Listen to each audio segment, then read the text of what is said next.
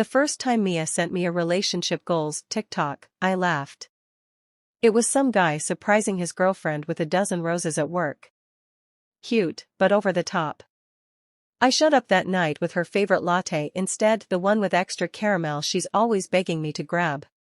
She took one sip, sighed, and said, "You know, Jason from accounting brings his girlfriend coffee every morning." With a handwritten note. That should have been my first warning. Her phone became a third person in our relationship. At dinner, she'd interrupt my stories to show me clips of men planning elaborate scavenger hunts or writing love letters daily. "See? This is what effort looks like," she'd say, stabbing her straw into her drink. I started recognizing the TikTok voices in my sleep, that same smug female narrator saying things like a real man would never make you ask twice. One night, I came home to find Mia sitting cross-legged on our bed, surrounded by candles. My heart leapt until I saw her phone propped up, recording. "Babe. Perfect timing," she chirped. "We're doing the How Well Do You Know Me challenge. What's my Starbucks order?" When I hesitated, her smile dropped. "We've been together 2 years and you don't know?" The video never got posted. The algorithm had Mia in a chokehold. Her For You page became an endless scroll of women complaining about bare minimum boys while showcasing diamond rings and tropical vacations. She developed a vocabulary I didn't recognize: love bombing, weaponized incompetence, the ick. Our arguments followed the same pattern.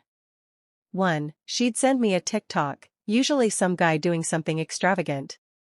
2. I'd try to explain real relationships aren't performative.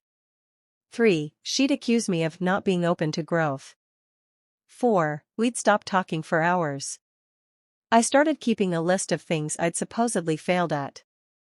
Forgot our monthversary, a concept that didn't exist before TikTok. Didn't post enough couple photos, even though I'm not on social media. Made spaghetti for date night instead of something Instagrammable. The worst part? I began believing I was failing. I booked a hot air balloon ride, wrote her a poem, even bought those stupid rose petals for the bed. Her smile when I did these things felt hollow, like she was just happy to finally have content. The breaking point came on a random Tuesday. I'd worked a 12-hour shift in pouring rain, but still stopped to get Mia the vegan cupcakes she liked. When I got home, she was filming a TikTok dance in our kitchen. "You're in my shot," she said without looking up. I stood there dripping, holding the box. "I got you those cupcakes from Dash. Just set them down somewhere. I'm trying to hit 10K followers." That night, I scrolled through her account for the first time in months. Every post was subtly brutal. A clip of her coffee with the caption, "When he finally remembers your order after 2 years." A "Get ready with me" where she sighed about settling for hoodie dates. A Stitch video where she agreed with all men should be providing luxury. The comments were worse. "Queen deserve better. Why are you wasting your youth?" Tfa. I realized then I wasn't her boyfriend anymore. I was her villain origin story. I planned the dinner carefully. Made reservations at Maison Laurier, the place she'd been tagging me in for months.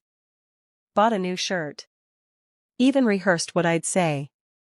Mia arrived glowing, already filming the decor.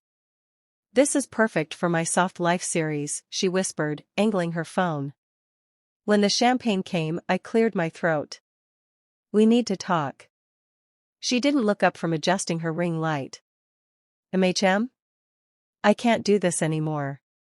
Her finger paused mid-swipe. "What?" "You heard me."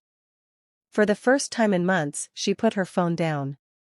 "Is this because I asked you to plan more dates?" "Because if you just watch the videos I send Dash." "It's because of every video you send," I said. "Because nothing I do is ever enough. Because you care more about looking loved than actually being loved." Her mouth opened, but no sound came out. I stood, threw cash on the table, and walked out while she was still processing. Mia arrived glowing, already filming the decor.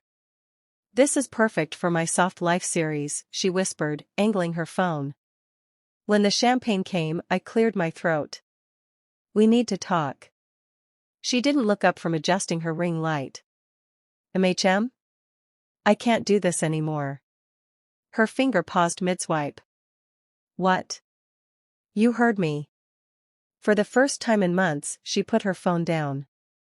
Is this because I asked you to plan more dates? Because if you just watch the videos I send dash. It's because of every video you send, I said. Because nothing I do is ever enough. Because you care more about looking loved than actually being loved. Her mouth opened, but no sound came out. I stood, threw cash on the table, and walked out while she was still processing. The aftermath played out exactly as predicted. Mia posted a tearful "when he can't handle a queen" video. Her comments filled with "you dodged a bullet." Mutual friends sent me screenshots of her stories, #single-and-thriving. What surprised me was the other messages I got. Jason from accounting, dude, she did the same thing to me. Her cousin, she's been like this since the sorority days. Even her mom, I warned her about those damn videos. Meanwhile, Mia's follower count skyrocketed. She rebranded as a self-love coach, posting daily about knowing your worth. The irony? She looked more miserable than ever, her smile never reaching her eyes in those forced "day in my perfect life" clips. Last I heard, she was dating some influencer who proposed with a sponsored ring after 3 weeks. Their entire relationship plays out in 60-second increments. As for me? I deleted TikTok. Started therapy. Learned to trust my own instincts again. Sometimes, when I pass our old coffee shop, I wonder what would have happened if she'd just put her phone down that first time. If we'd actually talked instead of letting an algorithm do it for us. But that's the thing about social media, it teaches you to perform love so well, you forget how to live it.